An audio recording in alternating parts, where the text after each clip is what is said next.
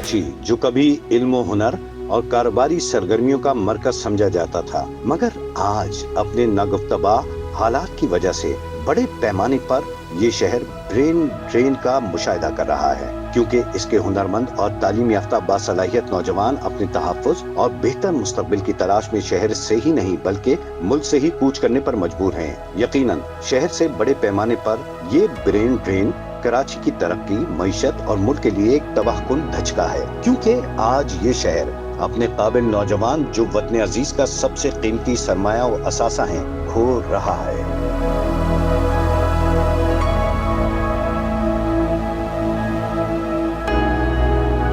तालीम है, काबिलियत है, वसाइल हैं और सलाहियतें हैं लोगों की, ये बहुत तेज़ी से उड़ के कराची से या तो मुल्क के दूसरे इलाक़ों में जाकर घर कर रही हैं, वहाँ क़याम कर रही हैं, या फिर मुल्क से बाहर जा रही हैं और उन्हें वहाँ हाथों हाथ लिया जाता है। अच्छा, ये सिर्फ कराची के अंदर ये जो टैलेंट और वसाइल और ये जो सरमाया है, रुपया पैसा, ये सिर्फ कराची वालों का असासा नहीं, ये तो नेशनल एसेट, ये कौमी असासा है। तो ये कौमी नुकसान अगर जा रहा है, सिर्फ कराची का नुकसान नहीं, वक्ती तौर से पंजाब का फ़ायदा हो गया लेकिन एक हद तक। उसके बाद फिर ये जो पंजाब में भी गई है सनतें, ये फ्लॉप हो जाएंगी, फेल हो जाएंगी जब कराची का टोटल बट्टा बैठ जाएगा।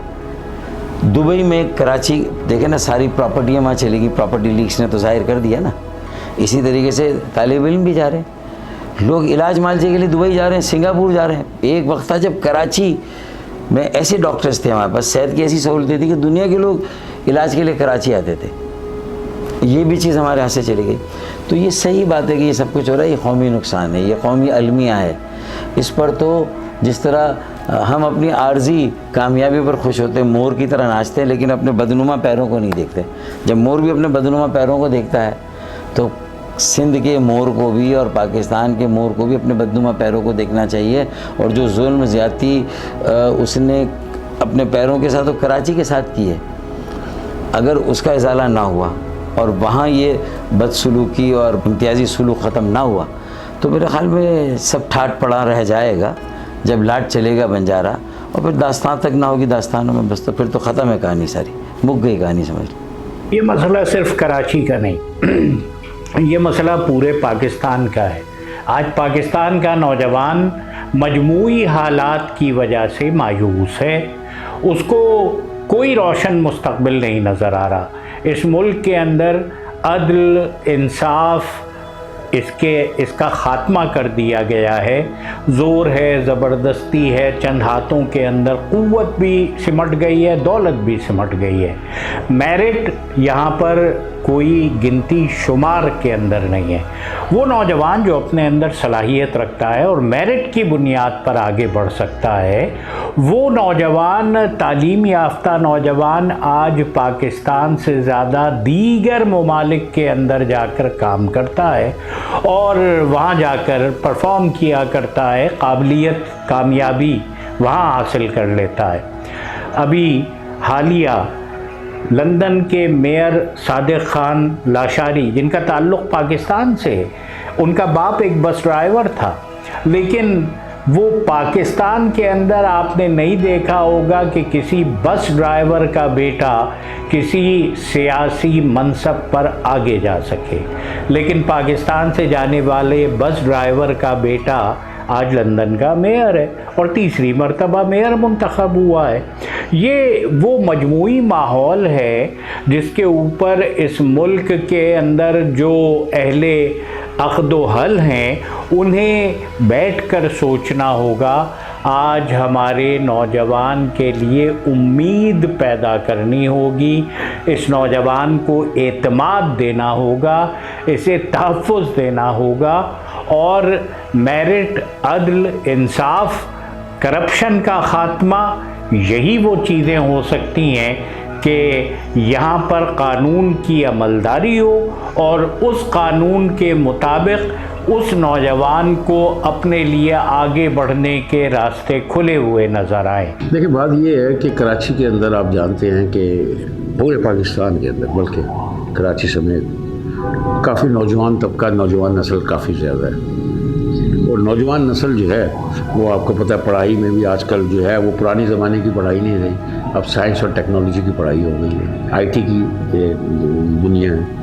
और हमारा नौजवान माशाल्लाह उसके अंदर बहुत अच्छा है। अभी आप ये देखें ना 5 लाख आदमी गवर्नर हाउस में गवर्नर साहब की ज़ेर निगरानी तालीम हासिल करने के लिए आया और 50,000 आईटी के नौजवान तैयार हुए और वो बाहर निकले, अब दूसरा बैच चल रहा है। ये इस बात का सबूत है कि कराची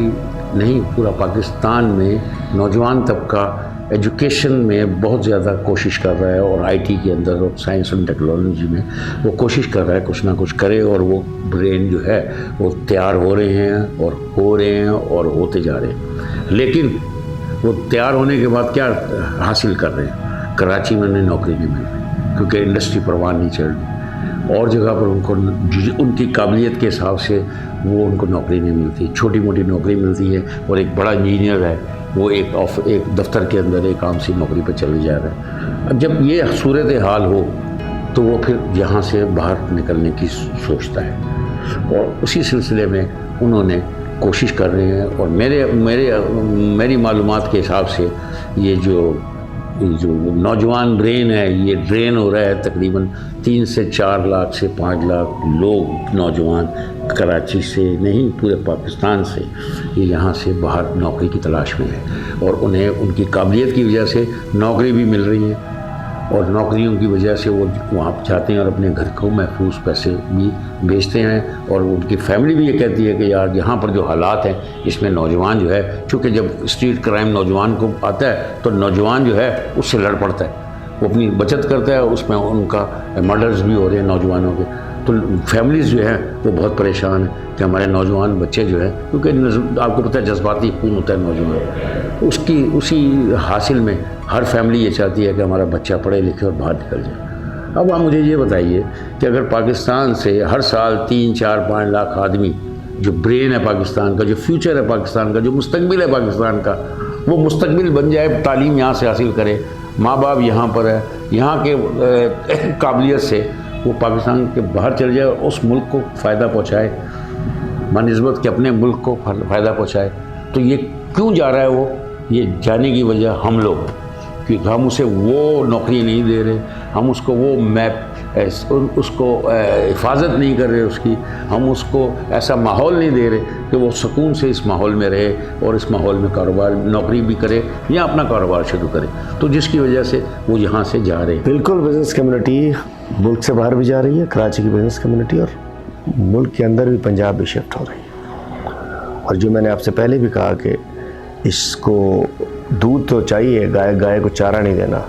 ये दूध देने वाली गाय, ये सोने की अंडा देने वाली मुर्गी है शहर कराची, तो दाना भी नहीं देना, वक्त में कोशिश करनी है कि ज़िबा कर दें इसको। तो कराची को इसलिए लोग जा रहे हैं, प्रोटेक्शन नहीं है, कराची का इंफ्रास्ट्रक्चर तबाह है, कराची को सहूलतें नहीं मिल रही हैं, ऊपर से चलो सब कुछ गुजारा हो जाए, स्ट्रीट क्राइम की वजह से लोगों को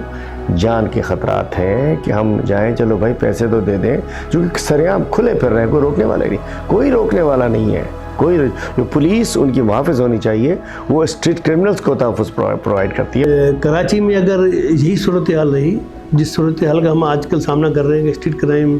के हवाले से जो भी है, बिज़नेस कम्युनिटी सिर्फ इसीलिए इसको सपोर्ट कर रही है कि वो यहाँ कारोबार करती है,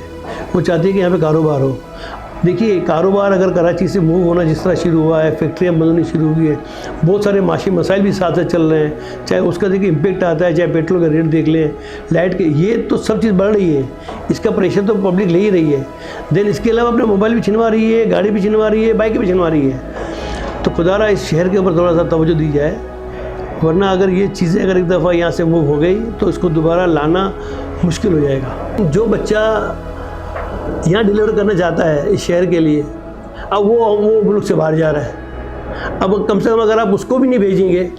उसको बोले नहीं तू मुल्क में नहीं जा, तू मुल्क से बाहर जा, तू मुल्क में रहे, तो फिर क्या करेगा वो आप इसको पढ़ा लिखा दिया, सब कुछ कर दिया, तो वो जो तालीम दे दी, अब इसको जो भी नहीं मिल रही है, जो मिल रही है तो सिफारिश चाहिए। मैंने कहा कि इस शहर के साथ बहुत कुछ हो चुका, ये कहीं भी जाके आपको ये लकीर खींचनी होगी, वो सारे इदारे मिलकर इसको करना होगा,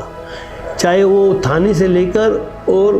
कोर्ट तक। ये SBC से लेकर KMC तक ये सब मिलकर जुड़कर इस शहर के बारे में सोचेंगे तो अभी भी हम नाउम्मीद नहीं होते हैं। हम बोलते हैं यार अब यहाँ लकीर खींच दो ना भाई, अब तो आगे चलो, अब नहीं होना चाहिए। लेकिन हमारे मैंने कहा ना, ये कहीं तो आपको लकीर खींचनी होगी, वरना तो देखिए हम भी सोचते हैं, हम जो इतना काम करने की कोशिश कर रहे हैं, जो हमसे हो सकता है, हमारे सिर्फ ज़हन में एक ही नुक्ता है कि हम अपनी नस्ल को क्या देके जा रहे हैं। मैं आज मेरे बेटे को क्या देके जा रहा हूँ, मैं अपने पोते की बात नहीं कर रहा हूँ, मैं अपने बेटे की बात कर रहा हूँ। मैं पोते की सोचूंगा तो मैं सोच नहीं सकता, मैं तो अपनी बेटे की बात कर रहा हूँ कि मैं अपनी औलाद को क्या देके जा सकता हूँ। तो लिहाजा सोचने की तो बड़ी ज़रूरत है हर चीज़, हर इदारे को।